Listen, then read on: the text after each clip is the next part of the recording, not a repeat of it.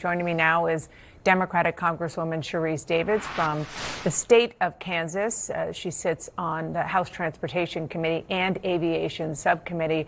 First and foremost, we are just so sorry for the loss that many people in your state are feeling right now in your state of Kansas. Let's start there. There are 67 people that are believed to be dead, including 64 on that commercial passenger flight from Kansas.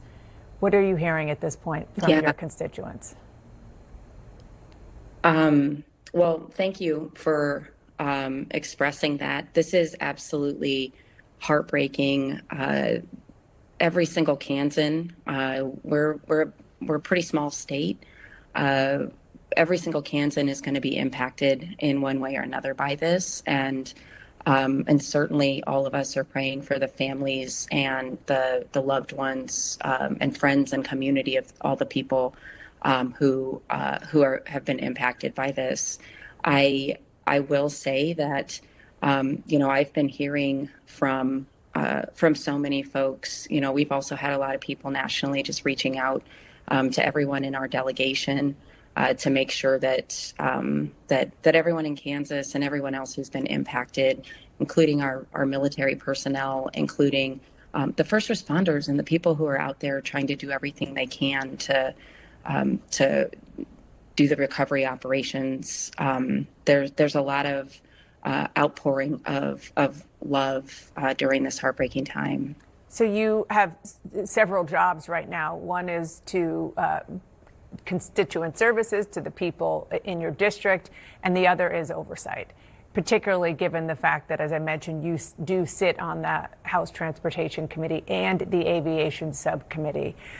Given that, I want you to please respond to the allegations that we heard from President Trump saying that this is because of the diversity and equity programs in the FAA, that people who were hired are not the best and the brightest, and specifically, well, we can leave Pete Buttigieg aside for a second. Just talk about that, because you know about the nuts and bolts of all of how the FAA hires, because that's your job on the Oversight Committee. But inside of that is the way that these DEI programs, which, by the way, don't exist anymore because Donald Trump got rid of them, but how they did work. Yeah, can I just... I feel like I need to acknowledge that right now there are so many people who are both heartbroken, but when we see a tragedy like this, people get scared and have anxiety. And I think it's such a human thing for folks to want to understand as quickly as possible why this happened, how this happened. And so in some ways, I do think there's a natural human response to start grasping for answers. What I can tell you right now is I do think it is irresponsible for anyone in the government to be making to be trying to come up with reasons for how this tragedy happened.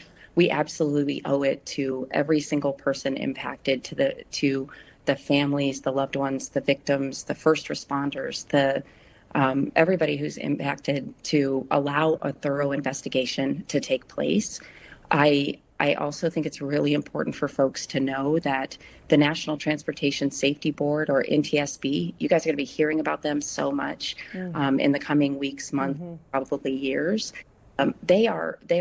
They're career professionals. They're folks who know what they're doing.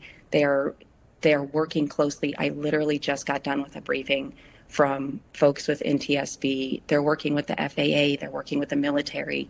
They're working with the FBI, because that's a standard process. The American airspace is safe because we try not to ever have tragedies. When we do have them, we take a hard look.